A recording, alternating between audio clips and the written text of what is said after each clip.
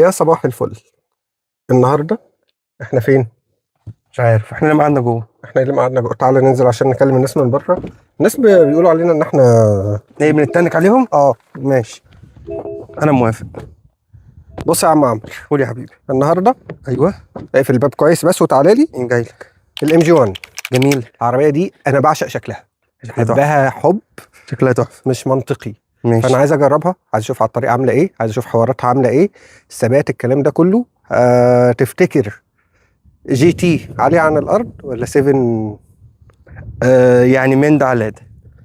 طيب قبل ما نبدأ حلقتنا يا ريت لايك وشير وسبسكرايب. الفيديوهات بتجيب فيديوهات حلوه قوي بس مفيش مشتركين على القناه، فاول حاجه دعمكم بالسبسكرايب هيفرق معانا كتير جدا. تاني حاجه لو معاكم عربيات كلمونا عشان عايزين نفضل مستمرين معاكم، عايزين نفضل. دي اهم حاجه. بالظبط، معاكم عربيات كلمونا، احنا هنبقى سعداء واحنا بنجربها معاكم، وعايزين نفضل كده ايه، الموضوع رايح جاي، نبقى اصحاب كده فريندلي شويه. ندخل على الحلقه بتاعتنا. يلا يا اصحاب، انزل بالانترو.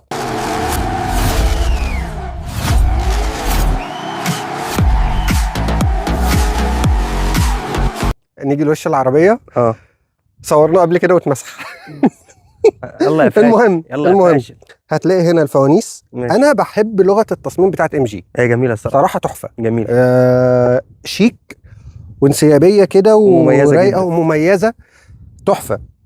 هتلاقي هنا الفانوس طبعا سايك فيجن. هتلاقي العدسه الاصليه ليد طبعا مع الثلاث خطوط دول بيبقى الاضاءه النهاريه وبيبقى الاشاره. ماشي. هتلاقي طبعا الشبكه الكبيره.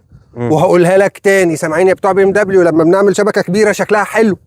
مش انت بتتريق على البي ام دبليو بتاع الصيني؟ شفت الاكس 2 الجديده عامله ازاي؟ ما شفتهاش. انا اول مره في حياتي اشوف عربيه ماشيه قدامي في الشارع اقول ايه القرف ده. طب يلا. المهم هنا هتلاقي الشبوره. قول معايا عشان انا الهوا مخليني مش شايف انت بتشاور على ايه اصلا. شبوره يا باشا، قول معايا على الشبور.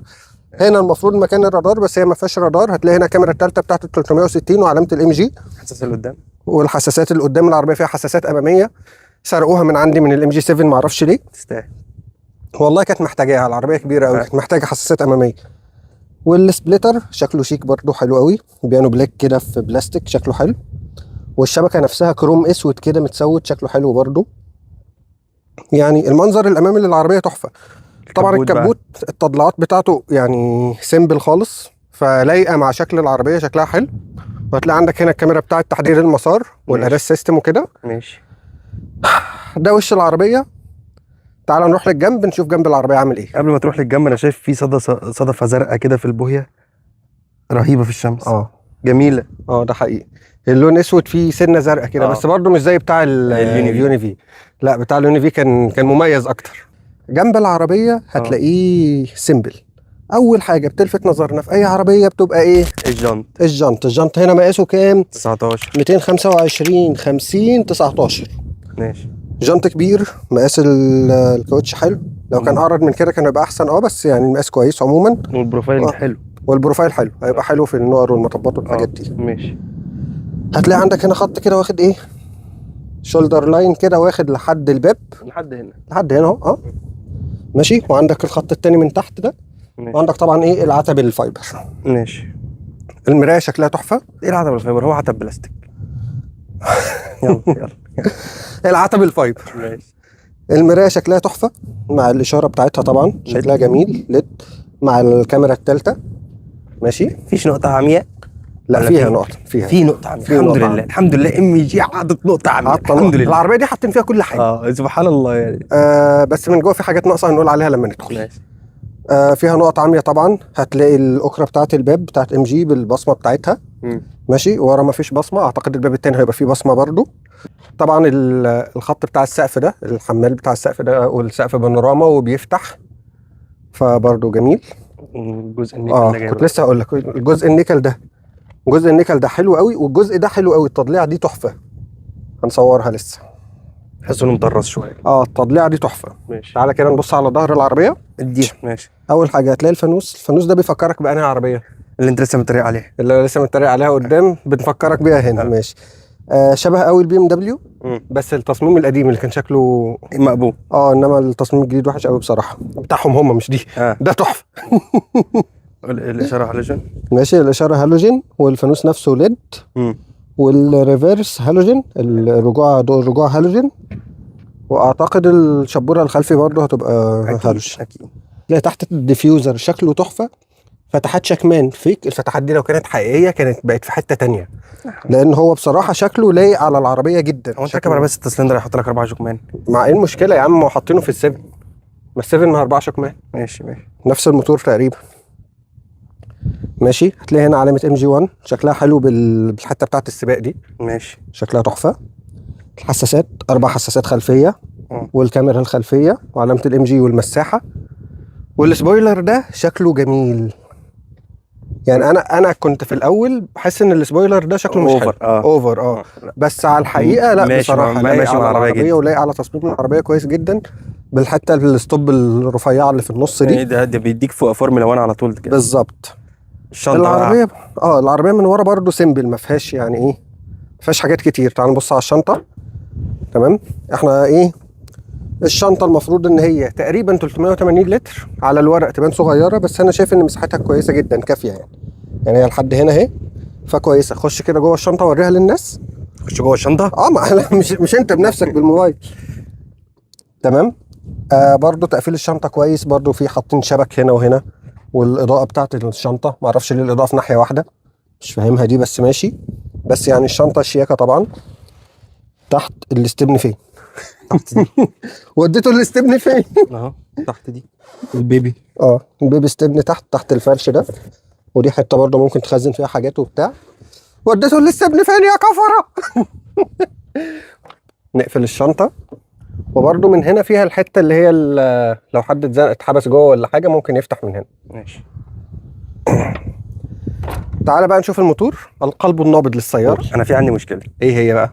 MG ما بتحطش فاميه في عربياتها ليه؟ ما اعرفش. خلي بالك كانوا نزلوا فاميه في فتره في الHS، نزلوا دفعه كده بفاميه وتراجعوا في كلامهم تاني. قال لك خساره فيهم، نزلوا من غير انا فاهمها لهم ليه صحيح. خساره فيهم.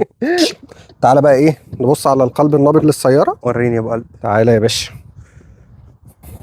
للاسف تكايه واحده فين رحله البحث عن البتاع، بس فيها مساعد. حاجه جميله. الموتور ده بتاع ايه؟ عشقي، موتور MG6.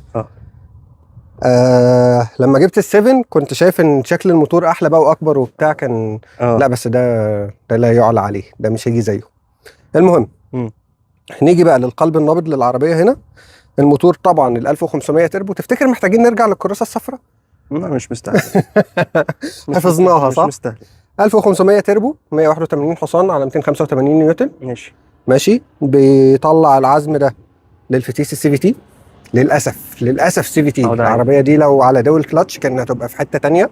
هنجرب هنشوف الCVT عامل ايه هنا. يعني انا متفائل بيه. الCVT بتاع MG مش وحش برضه. انا متفائل بيه بصراحه، وكمان خصوصا ان ارقام الاداء الرسميه بتاعتها كويسه. ماشي. الموتور مصفح؟ الموتور مصفح لا، يعني في مصفحه صغيره كده. في مصفح يعني هو مفتوح بس. في مصفحه بس مفتوحه من النص، ما اعرفش ليه. ماشي. وطبعا تربو تبريد هواء عادي. الموتور الMG6 اللي احنا عارفينه عادي جدا. طبعا العفشه الاماميه ماكفيرسون، والخلفيه مالتي لينك. حلو. ودي حاجه ممتازه على الفئه دي. ماشي. العربيه تعتبر كومباكت كروس اوفر. ماشي. صغيره، ممكن سب كومباكت كمان يعني. حجمها صغير. الابعاد طبعا ايه، مش طويله قوي، قصيره. هتتعرض الطول، طول قاعده العجلات. والارتفاع العربيه ارتفاعها كويس، 17 سم اعتقد. حلو ممتاز. وارتفاع العربيه بالكامل برضه هنكتبه. كلها ارقام مبشره، كلها ارقام حلوه. لسه هنجرب بقى. تعالى ندخل جوه العربيه نشوف بقى ايه. ندخل ايه حرف النون دي؟ اتفضل يا باشا. يلا روح خش قول لي مضيق. روح على التليفون. خش قول لي مضيق. روح على التليفون. خلصت انت عربيه من بره وقرفنا بقالك ساعه. تعالى نشوف عربيه من جوه. اهم حاجه تشوف السواق متدلع ولا لا. الصوت بتاع MG ده بيستفزني. بتاع اسمع علينا. بسم الله الرحمن الرحيم. اللي انا شايفه كل حاجه سوفت، يعني ايه، كلها سوفت. ده بلاستيك بس معمول بطريقه جميله، يعني مش مبينه ان هو حاجه رديئه. مقبض كويس جدا. بيانو بلاك. ازاز السواق بس هو اللي اوتو طلوع ونزول. باقي العربيه اوتو نزول بس، مفيش طلوع عادي. خامات العربيه كلها كويسه ما عدا الجزء اللي تحت ده بلاستيك. ومساحه التخزين هنا الى حد ما معقوله مش ضيقه. نخش جوه نخش جوه نخش جوه. بسم الله الرحمن الرحيم. الطبيعي بتاع ام جي يحط لك الحاجه اللي ايدك بتوصل لها ماتريال كويس، واللي ورا بلاستيك. فالجزء ده كله كده سوفت، ده البلاستيك. فاهم انت يعني؟ ده بلاستيك اللي ورا الشاشه برضه، يعني ده بلاستيك وده بلاستيك وده سوفت. الجزء ده كده سوفت. قبل ما نكمل جوه بالسوفت العربيه عامل ازاي، فيه تدوير عن بعد. عندك انت الكلام ده؟ لا. شكل المفتاح عامل ازاي؟ شياكه بصراحه، شياكه واناقه. تعال نكمل جوه بس. فتحات التكييف شكلها تحفه الصراحه. ومكانها انا ما كنتش واخد بالي منه اصلا. تحت مكان التانك البنزين ومكان الكبوت. كبوت كليك واحد مش اتنين. العربيه فيها كرسي واحد كهرباء بيطلع وينزل، والظهر هو الحركتين الطبيعيين. قدام ورا وفوق وتحت والظهر. الكرسي بينزل جامد، تبقى مبسوط انت بالحركه دي. علي علي علي. خلينا نشوف الكلام ده. يلا لفلي لفلي لفلي تعالى. دخلنا جوه بقى. ام جي جوه ما بتهزرش. الفيو كله كده تحفه، يعني انت قاعد الشاشات كلها جايه عليك، فالرؤيه بالنسبه لك جميله. المكان ده بتاع المرايات. المكان ما يحط لك المرايات هنا، حاطط لك زي التاتش باد هنا هي، والانوار، النور الاوتو، الشبوره بتعلي وتوطي نسبه الاضاءه من هنا. الطارة الجميله بتاعت ام جي، النسخه بتاعت الام جي 7. العربيه فيها قياده آلية، فاستن سيت بيلت. مش محتاجين فاستن سيت بيلت. تمام، خلصنا الطارة. العربيه فيها مساحات كهرباء والاضاءه كهرباء الاثنين اوتوماتيك. أه بحبش انا الحته التاتش اللي هنا دي، بس هنعمل ايه؟ دي الله، دي حكمته. اللي بتتحكم من الشاشه زراير من هنا، اختصارات التكييف والانتظار وتسخين الازاز اللي قدام واللي ورا. زرار الانتظار ده ايه الصوت ده؟ العربيه فيها شاحن وايرلس. تمام. الكونسول اللي هنا بقى زرار البصمه الستارت ستوب. مكانه جديد الى حد ما يعني، بس حلو. ما تقعدش تدور هنا وبتاع، لا هو باين قدامك على طول. الفتيس بتاعها شيفت باي واير ممتاز. الهاند بريك كهرباء والاوتو هولد. ده بتاع المنحدرات عشان العربية سرعتها ما تزيدش على المنحدرات. الجزء ده كله بيانو بلاك. في الجزء اللي تحت ده طاير، ده يعني دي كلها فاضية من هنا. المفروض دي بتتقفل برضو، شكلها كده جميل. وفي 2 كاب هولدر. ماشي. درجة تابلو. في تبريد. يا عم ازاي يا عم؟ انا مش عارف هو بيعمل فيك ليه كده والله. مش عارف يعني. بيع 7 وهات ام جي 1. مستني في خازوق هيحصل، يعني انا كل اللي انا شايفه دي حاجات حلوه. في خازوق هيحصل فين بقى؟ تقريبا هيبقى في اداء العربيه تقريبا، الله اعلم. مساحته كويس، مساحته كويس مش صغير. الجزء ده برضو بيانو بلاك مع فتحه التكييف هنا تقريبا في امبيانت وهنا. في نص البيانو بلاك هنا تقريبا في امبيانت لايت فعلا. انت صح. العربيه فيها ارباجات كتير، تقريبا 6 ولا 8. العربيه 6 8 ارباج. تمام. الطبيعي بتاع ام جي جوده الكراسي رهيبه رهيبه. هي الكراسي دي كانت محتاجه يبقى فيها تبريد، يعني بالحضنه اللي هو بيحضنها لك دي. الجزئين دول بيبقوا حاضنينك كده وانت قاعد، مدينك ثقه مش طبيعيه في العربيه. كراسيها احلى من كراسي ال7. لا هي كعربيه الصراحه يعني ايه، لحد دلوقتي احنا احلى من ال7 لحد دلوقتي. انا مستني الخازوق فين هو، مش عارف. يلا بينا، تعالى انت شوف الشاشات. يلا. الشاشه بتتغير بس شويه حاجات، ايه تجيب لك معلومات عن العربيه. عندك هنا تحكمات مثبت السرعه، والعربيه تقريبا ما فيهاش محدد سرعه، مثبت بس. وعندك هنا تحكمات الميديا، والزرار ده لما بتدوس عليه بيتحكم في الشاشه، او تدوس عليه يتحكم في الميديا. يعني ده بيقلب الكنترولر ده، يا اما يتحكم في الشاشه يا اما يتحكم في الميديا. حلو. حاطط لك هنا الميوزك، يعني تدوس على من طول. هنا يجيب لك الميوزك هنا. تطور برضو. تكنولوجيا. طيب خلينا نشيل البي او في دي ونشوف احنا ايه الشاشة دي بتقول ايه. طبعا اول حاجة التكييف الاي سي في اوتو جميل، بتتحكم في درجة الحرارة بتاعته. دول زون ولا زون واحده؟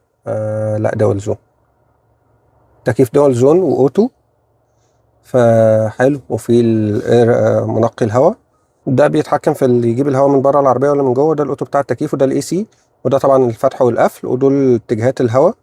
في السيتنج بتعمل ايه. ده الاوتو بيبقى شدة الهواء على الاوتو، وده التسخين الزجاجي الخلفي اوتوماتيك ولا لا، بس كده. فالتكييف حلو، التكييف طبعا اوتو واوتو دول زون فكويس جدا. الميوزك، الفون، الشاشه استجابتها حلوه قوي. والسوفت وير مختلف عن عندك. الشاشه استجابتها حلوه قوي واحلى من ال7 كمان. ماشي. هنلاقي الفييكل لو دخلنا عليها فيها ايه. الدرايفنج ده الدرايفنج مود نورمال او سوبر سبورت. مفيش ايكو، مفيش كومفورت، مفيش حاجه. الام جي بايلوت هتلاقي هنا الكروس كنترول او مثبت السرعه. الترافيك جام اسيست ده بيساعدك في الزحمه، بيخلي العربيه تتحرك وتقف لوحدها في الزحمه. تمام. واللين اسيست بيحافظ على العربيه في المسار. والاسيست مود يا اما تحذير بس يا اما يرجعك المسار تاني، احنا نخليها تحذير بس. والحساسيه بتاعته تمام، ويديك تحذير صوتي وتحذير يعمل لك فايبريشن في عجله القياده، وتحذير من التصادمات الخلفيه لو حد يعني اللي هو زي البلايند سبوت كده. والبلايند سبوت طبعا موجوده. واللين تشينج اسيست ان انت لما تيجي تغير المسار يعني وانت ترجع لو حد بيعدي من وراك تقف لوحدها. ماشي. يبقى كده العربيه فيها تحذير تصادم امامي، فرامل وتحذير، وتصادم خلفي، ومحافظه على المسار، ومثبت سرعه تفاعلي. ماشي. من الاخر فيها منظومه الام جي بايلوت تعتبر كامله اكتر كمان من الام جي 7. ماشي. اللايتنينج ده الامبيانت لايت انت بتخصصه برضو براحتك، والويلكم لايت بتخصصه براحتك، والباور اون لما تدور العربيه النور ينور. ماشي. دي كلها حاجات ايه خاصه بالاضاءه. تعالى بقى ايه نبص على الكاميرات ال 360. الكاميرات بصراحه النقاء بتاعها كويس جدا. هتلاقي هنا الكاميرا بص بتجيب لك اللاين اللي العربيه تمشي فيه. هنا ماشي. وهتلاقي برضو ان انت ايه اكيد فيها ماشي. ودول الكاميرتين الجنبين، ده جنب العربيه زاويه عريضه. ده بقى ال 3 دي بص حلو جدا. لما بتكسر العجل كمان بيبقى باين بص. ولما بتنور النور بيبان كده. تشغل 540 العربيه تبقى شفافه. فبرضو الكاميرات هي بالديلي يعني تقيله، وتحس ان الشاشه سخنت. ماشي. هي تقيله والشاشه سخنت معاها، بس لا الريزوليوشن بتاعها حلو قوي والشغل بتاعها جميل. بس كده شرحنا كل حاجه في الشاشه. يلا عشان انا بقالي فتره ما اتزنقتش، بقالي كتير بجرب عربيات وما اتزنقتش. تعالى يا حبيبي تعالى. انا راضي ذمتك دي قعدة بني ادم طبيعي. والله انا كده قاعد يعني انت كده بني ادم طبيعي قاعد. انا كده سايق مرتاح. ورينا بقى انت هتركب ازاي. لا مضيق مش نافع، مش نافع. اقفل الباب كده. هو لو بني ادم طبيعي قاعد قدامي مش لازم يفرد رجله كلها، هبقى قاعد مرتاح. انما اللي انت عامله دي اسمها قله ادب. يعني اللي انت عامله ده دي والله اسمها قله ادب. طب انزل شوف الكرسي كده. طب انا اشوف الكرسي اللي قدام. ماشي. استنى قبل ما تنزل اشرح لنا بقى التكايه الوسطيه وورينا ده كده. العربيه فيها تكايه ب2 كاب هولدر ببيانو بلاك، نفس التكايه بتاعت السبن. احنا لو هتسكت بقى بلا سيبني بتاع ده ضحكوا عليك وادوك عربيه بايظه. ظهر الكرسي شكله حلو قوي. قلت لك الكلام ده شكله جميل. بقول لك لو واحد صاحبك رخم قاعد قدام تضربه بالقفا، بس ايدك مش هتعدي. في هنا جيب برضو تخزين هنا وهنا. في فتحات تكييف ورا، فتحتين، ومخرج يو اس بي، ومكان تخزين يشيل تليفونين مثلا. نفق الفتيس فيش نفق فتيس نهائي، يعني حته عقله صباع تقريبا. 100 ام جي. اطلع بقى شوف الكرسي كده اللي قدام عامل ايه. هشوف الكرسي اللي قدام. لا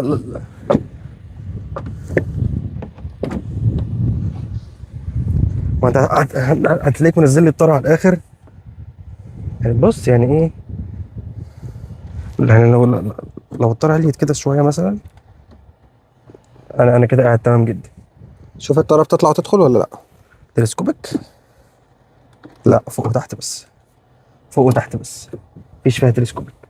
دلوقتي انا هقعد ورا كويس.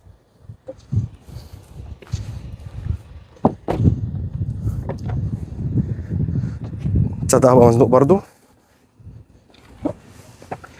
كده يعني ايه، معقوله يعني كده، مساحات عربيه معقوله. بعد ما غشيته طلعت الكرسي اللي ما قدام كمان. غشيتش، انا ظبطته عليا انا. وانت ماشي. لازم تفرد ايديك ورجليك وانت سايق، واللي ورا يتفقس في الكرسي. انزل خلينا اجرب التسارع. السلام عليكم. يلا. خد السلام اللي اقول لك الخامات ورا، تعالى دفل. يلا.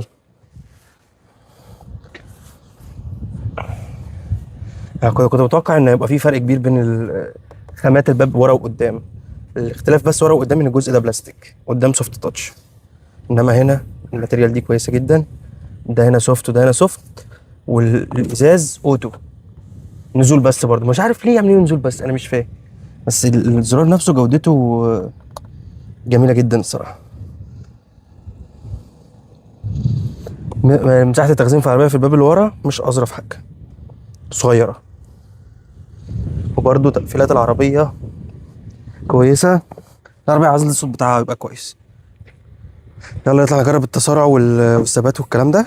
انا اطلع اجرب التسارع. انا قلت نون نجرب. انا اطلع اجرب يلا التسارع. هجريك ورايا. خد هنا يلا. هجريك ورايا. خد هنا يا.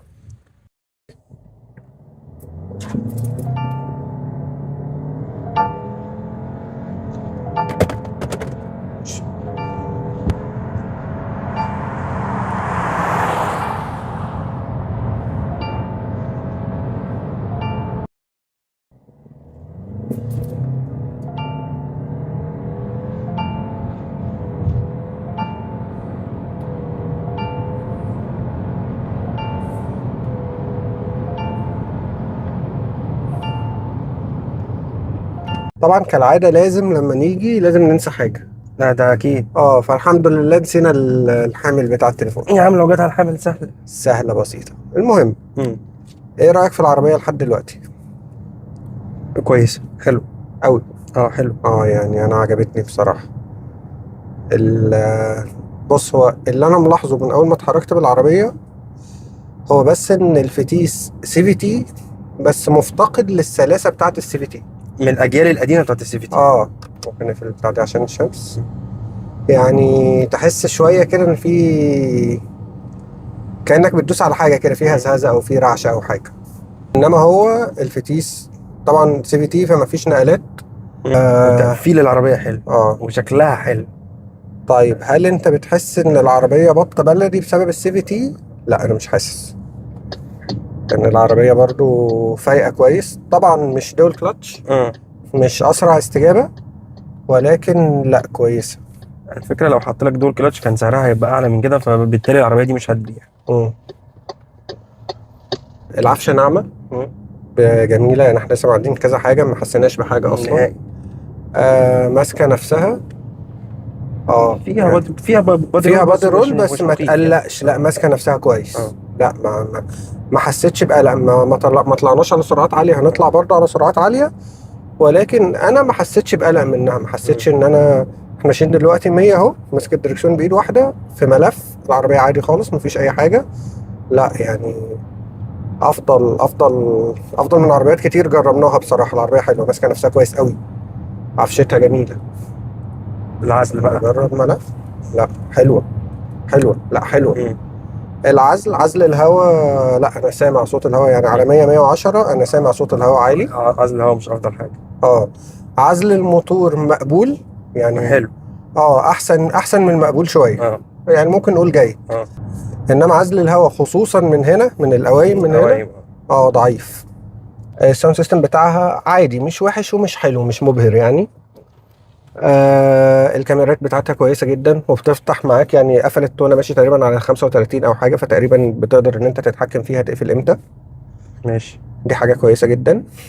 مستوى القعده وراحه الكراسي مبهره. كراسي حلوه جدا جدا جدا، انا قاعد مرتاح.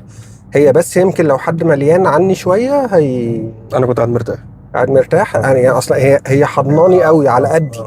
على قدي قوي، فاللي هو اعتقد لو مليان عن كده لا هتبقى يعني ايه، انا ما حسيتش بيها بازمه، كنت قاعد مرتاح، ما فيش فيها مشكله خالص. مم. ممكن مريح اكتر من عربيتك انت. لا لا، الكرسي نفسه مريح اكتر من عربيتي. آه. الكرسي نفسه مريح اكتر، وخصوصا ان انا عندي التقسيمه بتاعت الكرسي اللي هي التضليعات اللي فيه دي مش بتخلي ظهرك مش مرتاح، انما هنا لا، مريحه جدا.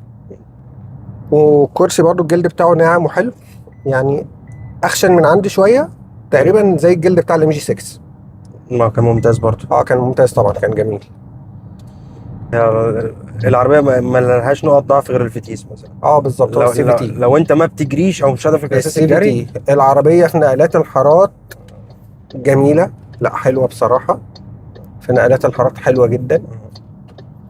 هو المالتي لينك بتاع ام جي ممتاز. المالتي لينك ظابطها ظابطه محترمه. والله. التوجيه مش احد حاجه، مش اقوى توجيه في ام جي، بس حلو. هي مش عربيه رياضيه برضه. يعني هي برضه احنا ايه، مش مش مطلوب منها ان هي تبقى احد توجيه.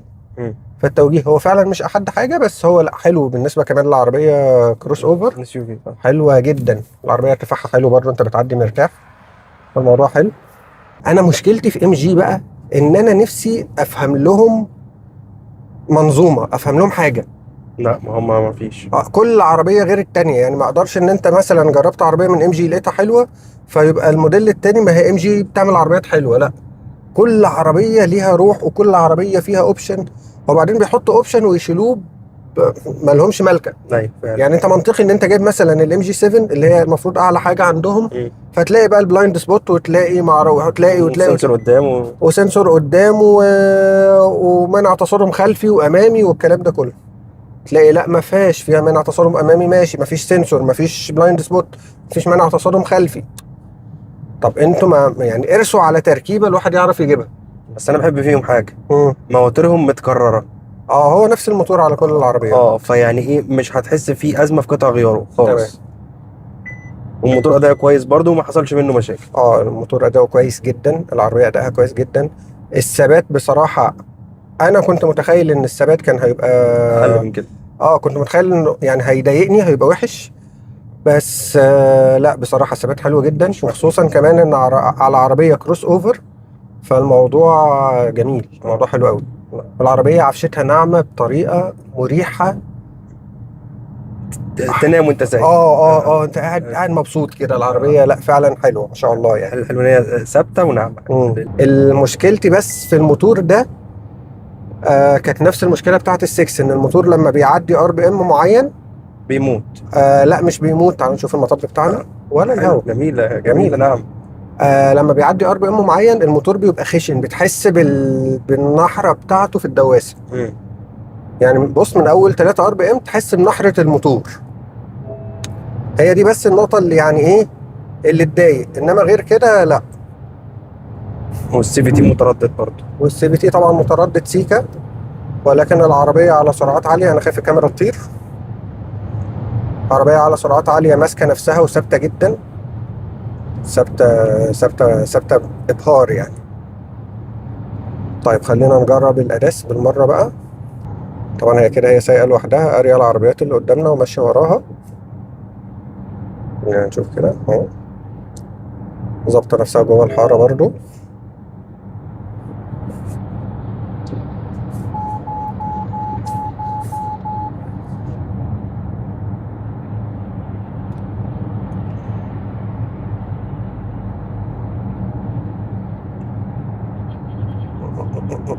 طلعت من الحاره هي ست، ولكن شغال، يعني شغال كويس. هي بس ما عشان الشمس مش قاريه الحاره، لان هي بتقرا الحاره بالكاميرات اللي هنا دي، فمش قاريها من الشمس. نلف ونرجع الاتجاه التاني. ادينا اشاره، هل هتنقل الحاره؟ لا.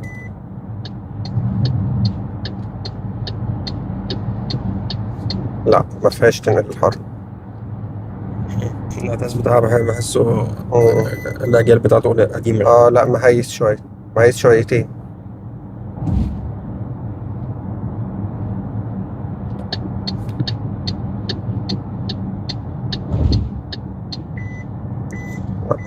وهادي وتفضل تطلع بره الحارة.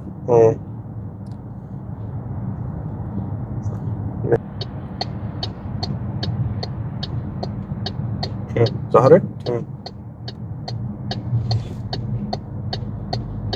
يا عم ايه يا حبيب قلبي؟ ايه رايك؟ ده حلو. خلينا نحطها في وسط المنافسين. قول لي ايه المنافسين؟ لو هتتكلم مثلا في الامزوم، هتحط دي ولا الامزوم؟ دي ارخص واثبت. دي ارخص واثبت اه. وعمليه اكتر. الامزوم دي انعم اه. وعمليه اكتر واعاده بيعها افضل. لو هتروح لسي اس 35 مثلا. لا لا لا لا لا. طب السي اس 55 نكبر شويه. لا برضه دي هتبقى افضل. دي هتبقى افضل. لو حطيتها مع الجي اس 4 ماكس دي هيبقى فيها كلام. بص، مع جي اس 4 ماكس عشان حجمها، جي اس 4 ماكس كبيره. انا بتكلم كسعر دلوقتي. بس الثانيه عربيه كبيره ضخمه. كسواقه وكمتعه قياده دي احلى. لا انا شايف تانية. لا لا لا، التانية احلى وانعم واوسع. دي اثبت بكتير. فرق الثبات هنا ملحوظ.